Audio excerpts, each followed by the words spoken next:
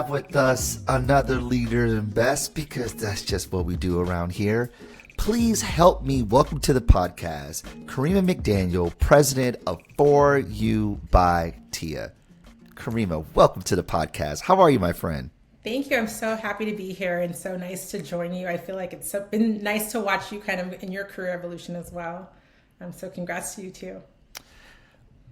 You know what? I am just trying to keep up with you because you're out here doing it. You're really out here doing it. And it's awesome to see. I mean, it's like it's one of those things where like not surprised to see it, but you're just sort of part of you just like proud. That's what the word is, just proud of all the stuff that you've achieved. Yeah, it's great. It's awesome. Thank you. All right, so like just to get everyone on the same page, just kind of level set here. You are the president of For You by Tia. What is For You by Tia? And like describe your work. Like what makes it meaningful for you? Okay. For You by Tia is a science-based, clean, clinically proven hair care line that was founded by actress Tia Mowry. The whole idea of the line is centered around textured, naturally curly hair. So she started this line with the intention of how do you make someone who's on this like sort of naturally curly hair journey simpler with simple, clean, affordable solutions. And so we are a brand new brand we've launched last year. It's been a crazy year. So actually we're coming up on our first anniversary this month. So we've been, in the world for a year, building for a bit longer than that. But we have 8 SKUs, actually 9. Our next one is just launching now. But it's been great. So we are sold right now exclusively in Walmart. The whole premise of the line is to be affordable and for your whole family.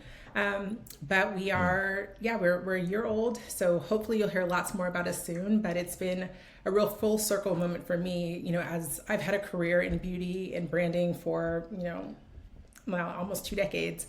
But this is my first time in a president role. So it's been really exciting being the one to really build out the strategic vision for the brand, everything from marketing, but then also making sure that there's product on shelf, that we have the right partners, and really seeing the long-term vision and strategy for the brand working with Tia. So it's been fun.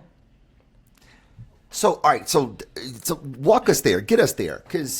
So you and I, we went to school together during our MBA program. You were a marketer like me. You focused on brand, went into beauty in the CPG world, but now you're a president. How does that happen? How did you get here? Like get us up to speed. Yeah. How did you go from brand marketer to president of a company, and why is it so important that you're at this company acting in the role you are? Yeah.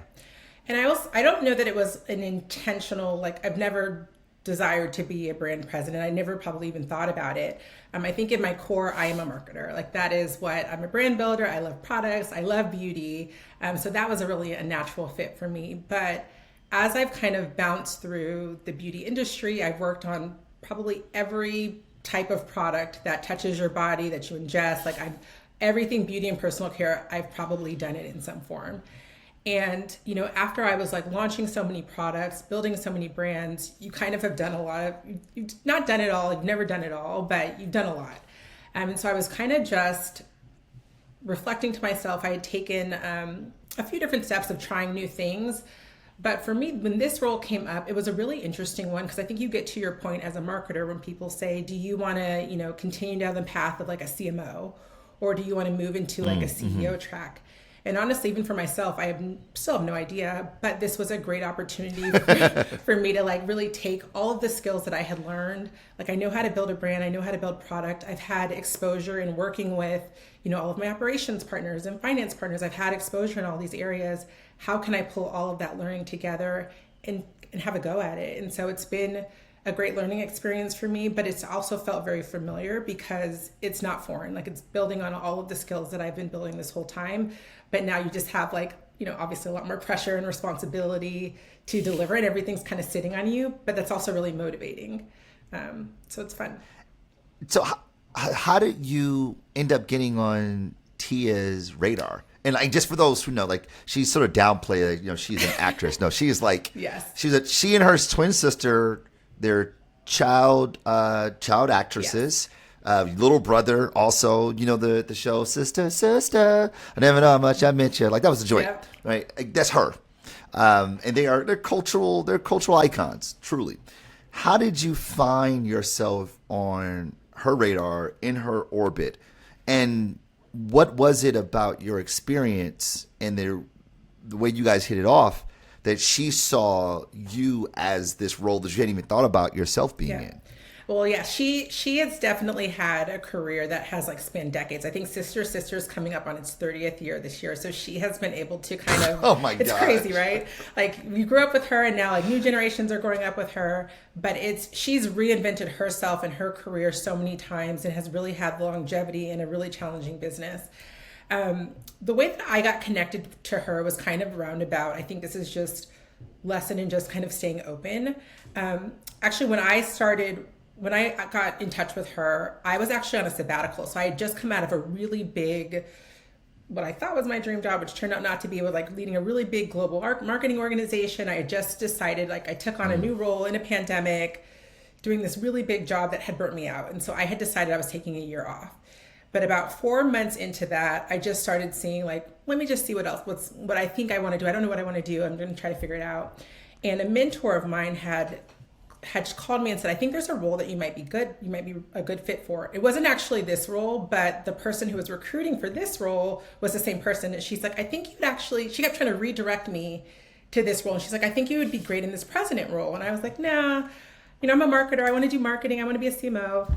And she kept saying, like, I really think you'd be a good fit for this role. But, working with a founder-led brand can be really exciting, but it has to be a good fit especially if you're in a really strong leadership role. So I decided to take a meeting with Tia and her team, and we just like vibed immediately. Like there's just been, usually when you have those moments in your career when things fit, it just is such a natural ease to it. And so our conversation just really flowed. We were so aligned in vision. Like I could feel her passion for this brand. And, especially when you're working with a founder and a celebrity founder, making sure that they are like invested in not only their name, but their time is really important.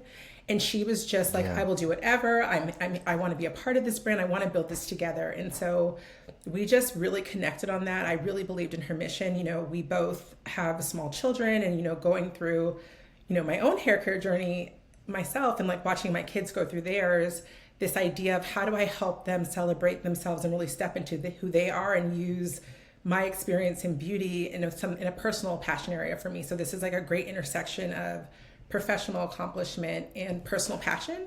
That honestly just seemed like fun. Like my goal at the time was how do I get back to what I think is fun? Like I think sometimes these really big roles can be interesting, or they can like check all of the achievement boxes, but it can become, not all roles, but it can become more like process driven. And I'm like, merging teams and culture, but it's not like, if I'm a brand builder, and that's what I love to do. And so I was really just looking for something that felt fun and felt easy and gave me the opportunity to build the team I want to, surround myself in the day to day with the people that I want to work with.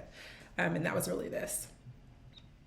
So what was on the box for you? Like, what was checking the box? What was the checklist for you? And by the way, the fact that you said Sister is 30 years old now, I feel like a geriatric. I know, it's crazy. 'Cause I remember being like crazy. in high school watching that. It was unbelievable. Good It's night. crazy. But yeah, so like, it's like, what was on the list? And like, these are the things that I want to accomplish in my career as a brand builder.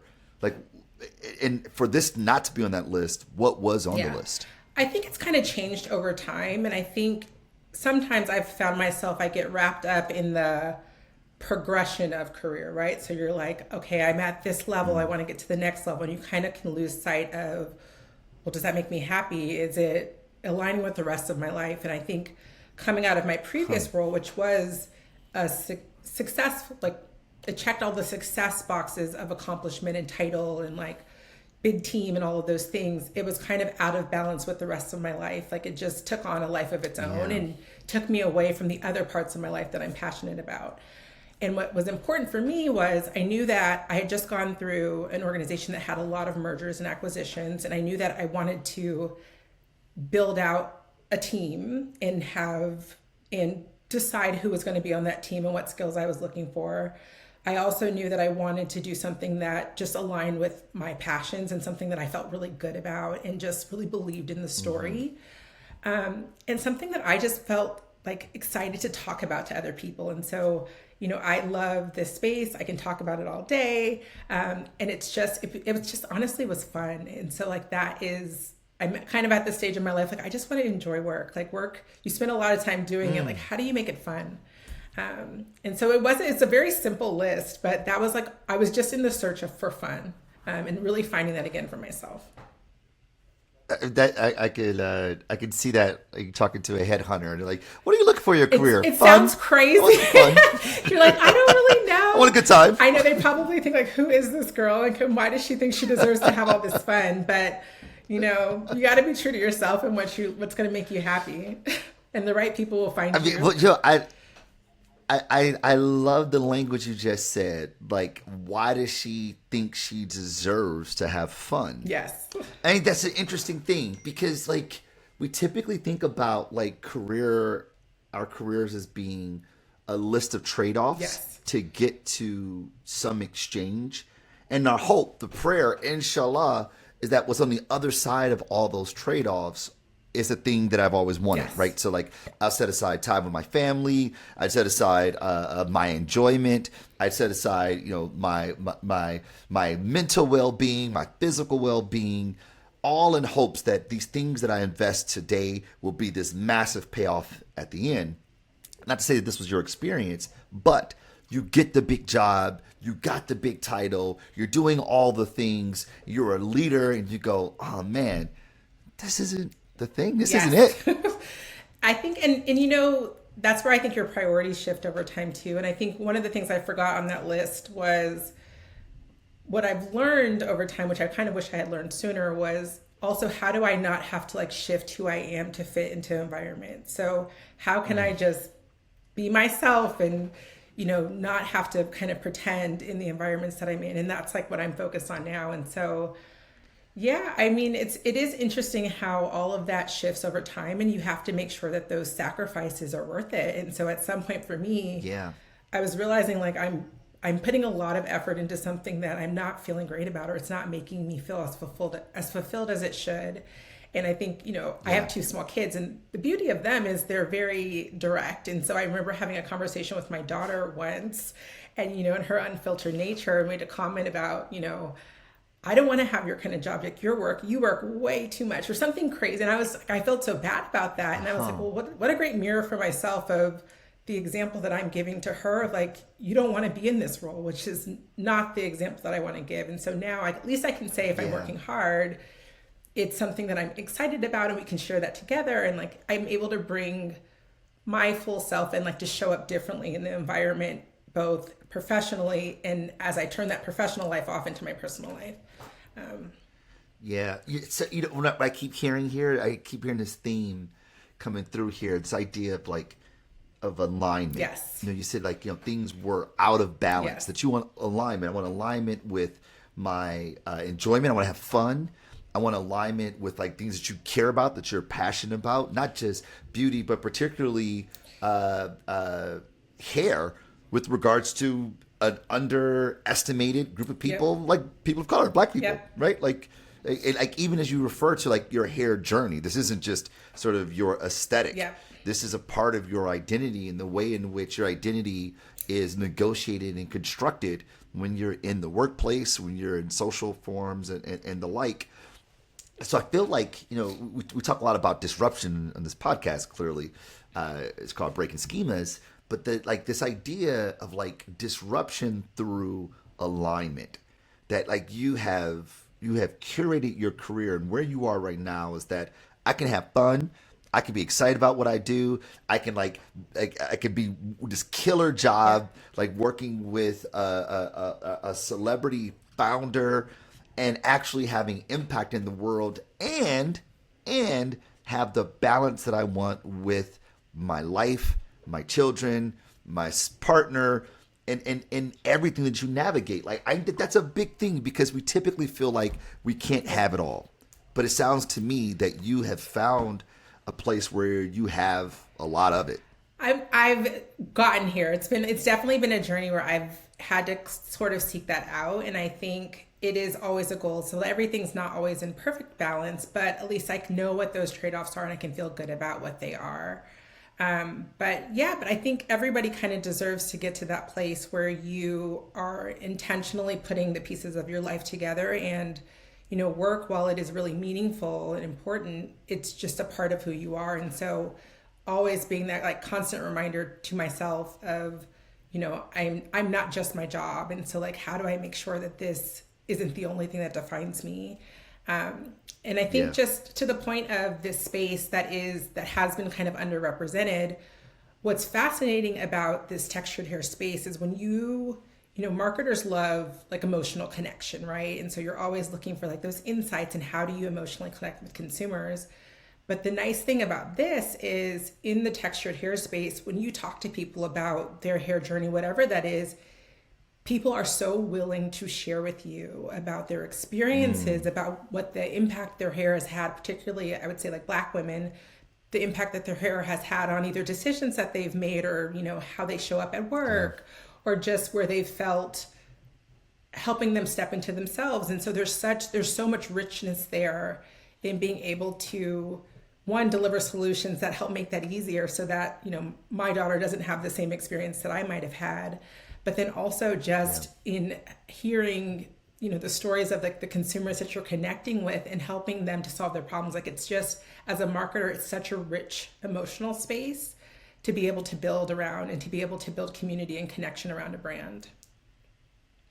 That's incredible. It's absolutely incredible. So it sounds to me that you have found a way to disrupt your career. Yes, basically. Yeah. And have the alignment that is satisfactory for you. So as you think about your category, what are some of the disruptive things that are happening in the hair care space, particularly the textured hair care space, beauty in general? Like what are the biggest disruptions that are afoot in the industry?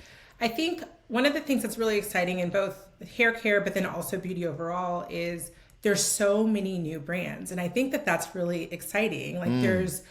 Like I have lots of friends who have started their own brands, and like, it's just nice to be able to see people see a need and create a brand. And so I love that there's so many smaller brands starting, and, we get, especially like in this celebrity hair care space, and there's other celebrity hair care brands, we get this question a lot of just like, well, there's a pattern that exists and like all of these things, but there's enough space for everybody. Like you don't get that question a lot of times when I've worked in other categories that might be, more, I won't say general market, but just more serving of a broader audience. You don't get that same question of like, oh, not another of this.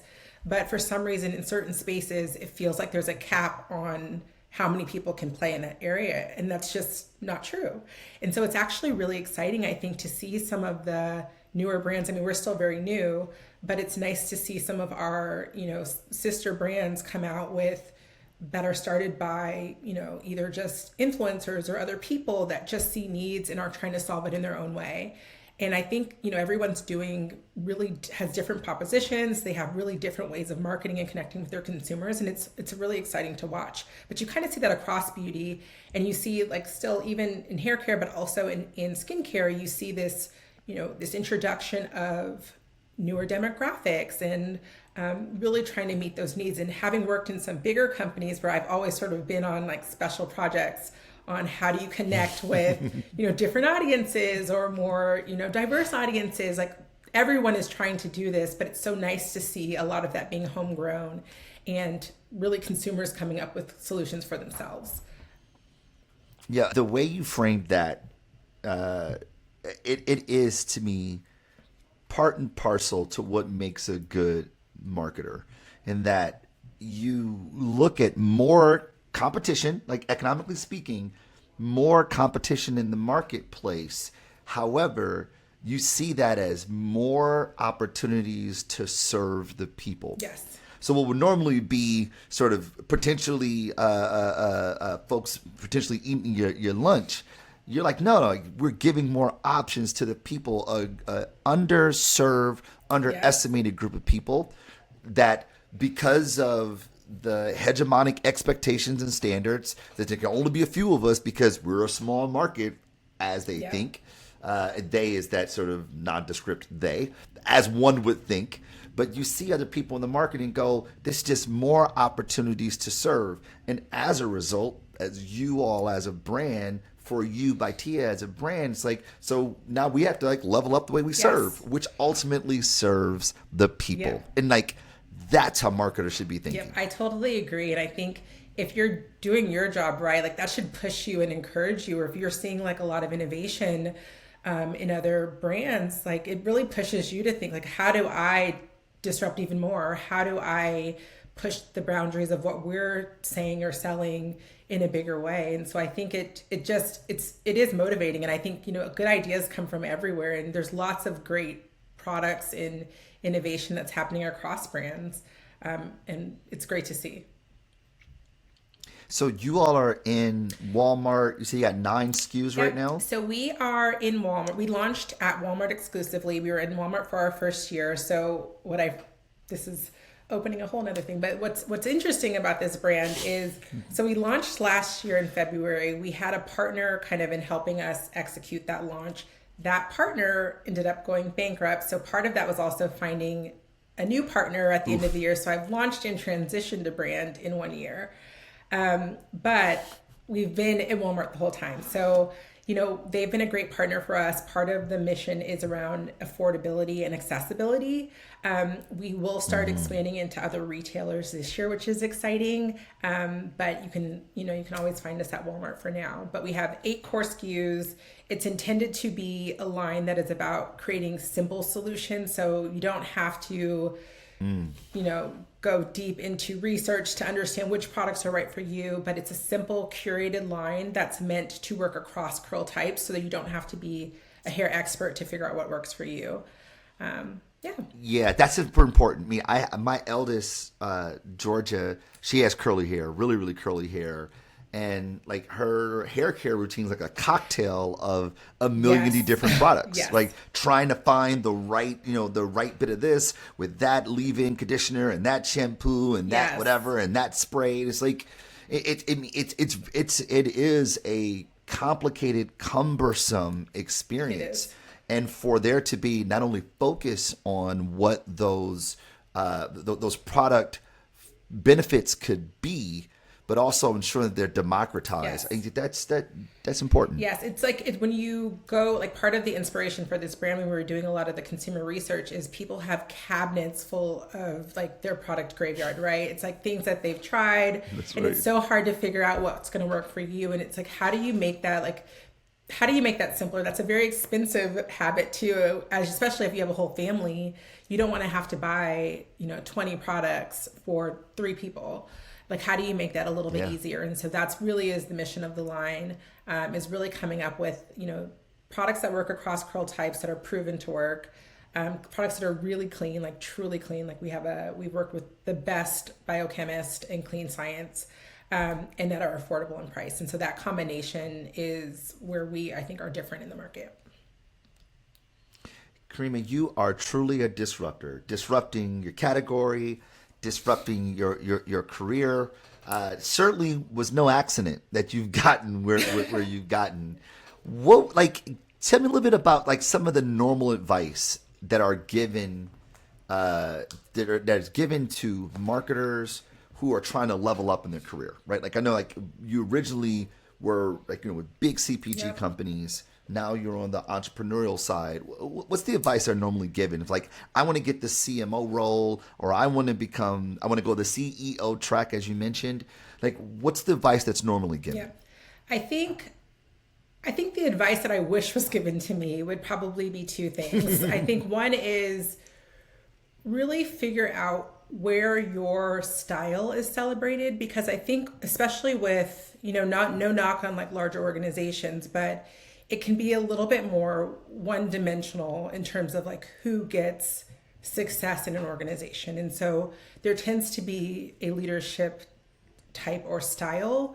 And sometimes that is your style and sometimes it's not. And I think for me, there's moments in my career where I might have stayed at a career too long, trying to fit into the style that gets promoted and all of those things. And I've always done really well. I'm always the person people want on their team. But a lot of time, I remember having this conversation with myself where everybody likes me, but I'm no one's favorite. And I think that's like kind of a dangerous space to be in an organization, because that means you don't have the right sponsorship. And so if somebody has to go out on a limb, is it going to be for you?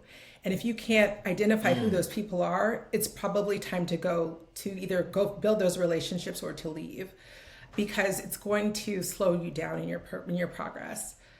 And then the other piece of advice that I got, and I think is so smart, is, a lot of times we spend time correcting things that we might not be good at, or so you're always trying to like improve in areas. And I had a manager once just tell me, like, as long as it's not a deficit, just focus on what you're good at and what you want to be known for, and spend your time building out that skill, because that's your calling card. Like, Karima is known for what? Decide what that is, build that out, and tell people what it is so that they can remember you when they're trying to, for me, if it's insights or whatever it is, that they were like, hey, Karima's good at insights, whether that's true or not true. If I've been practicing that skill and telling people about it, they will remember me when that conversation comes up. And I thought that was really good advice of just figure out what you're good at and focus on building that out in a bigger way, because that's where you're going to really excel. Yo, everybody likes you, but you're no one's favorite. That is a bar. Good night. I mean, like, how many times have people been there? They're like, oh, everybody loves so-and-so. I'm doing a great job. I'm getting great performance reviews, but I'm not excelling in this organization. And why is that? That's right. Yeah. And that's how you get stagnant. It's like, oh, she's fine. She's great. No need to move her. She's not ready to move up. We don't want to lose her. So just kind of keep her right there. Or you get like expanded scope, which for me has been very valuable. So you get lots of new opportunities that don't, one, promote you in title or give you more, a raise or more money, but you get all of these like extra projects to keep you growing, but you're not progressing in the organization in terms of like responsibility and leadership. That is the recipe for career purgatory. Yes. For sure. For sure. Okay, I got one last question for you, Karima, before we let you go do your president thing, because you are a president, Madam President. If you could go back and talk to 20-something-year-old Karima, fresh out of the Ross School of Business, University of Michigan, MBA graduate, what advice would you give that Karima so that she might be able to disrupt her career, focusing on alignment faster, and perhaps be a little bit ahead of where you are right now? Ooh, yeah. I would probably give myself two pieces of advice. I think, the business school experience is an interesting one, because I think you get like wrapped up in like so much of like the push of school. I think it would probably be just making sure that I'm like attuned with what I actually want and where my goals are, because I think there's a lot of pressures around you to go in certain directions, and it's like it's your self-created pressure just because you see everyone else doing it. But I think usually you have a sense of what you want to do, and just staying focused on that.